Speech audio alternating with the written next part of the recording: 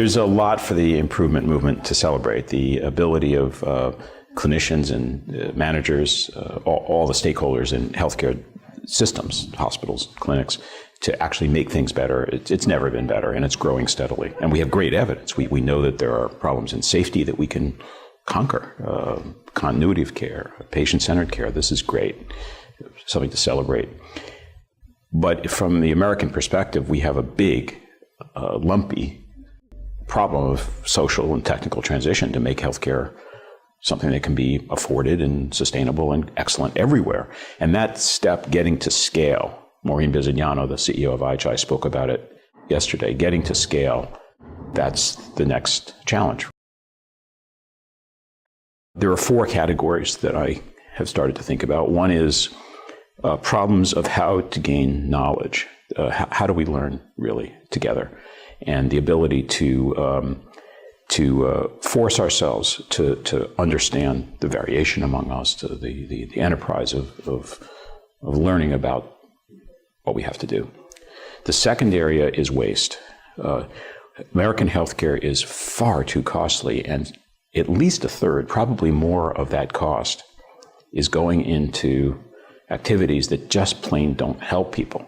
And when you try to name that, you say there's too much of that or too much of that, you really are running a political minefield. What if it were true that half of the stents and coronary surgery that we do in this country may not be necessary, that patients would do just as well on medication? That's become, you almost can't talk about that because the vested interest in the system as it's currently running is just too great. So that's one category of waste, overtreatment. How will we really confront this? Another area is just plain priorities, which is what we choose to work on. The big one there right now is palliative care and end-of-life care for reasons that are rather tragic and irresponsible. The ability to discuss palliative care in the federal policy context is not there. It can't be done, not now. It's too much of a hot potato. And it's bad that people get hurt. And it's crucial that we be able to restore an American conversation about palliative care and care in the late stages of illness. And it's going to take civil society to do that. So attitudes toward knowledge and knowledge gathering, attitudes toward waste and overtreatment especially, and issues like palliative care that are hard to talk about. And then the last category is business transition, which is hospitals face a dramatic change, if we're going to get this right, to migrate away from the center of the American healthcare system really to the periphery, where the whole system becomes oriented to keeping people out of hospitals at home. And that's a incredibly difficult conversation.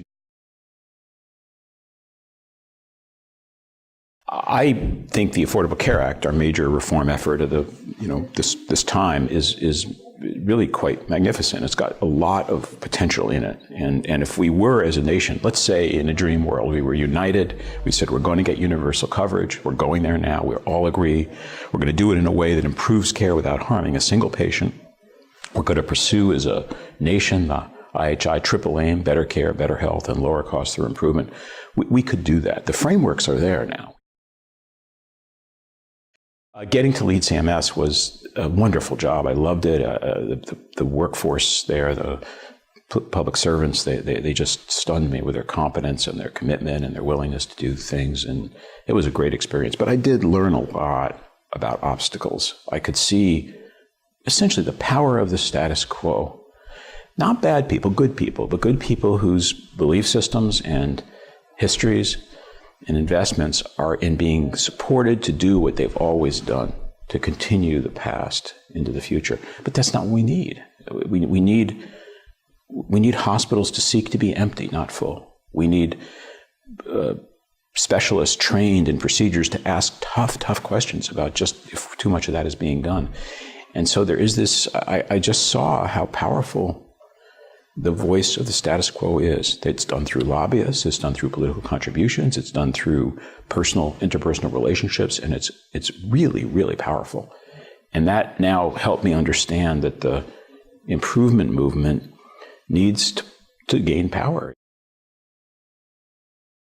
For the improvement community, the time has never been better. first, my advice to the community is please keep going. I mean, there's lots of more improvements, and the science is improvement, and the work you're doing locally, that's very important. Keep building our confidence that we know how to stop harm and eliminate over-treatment and work on coordination and put patients in power, things like that. So keep going.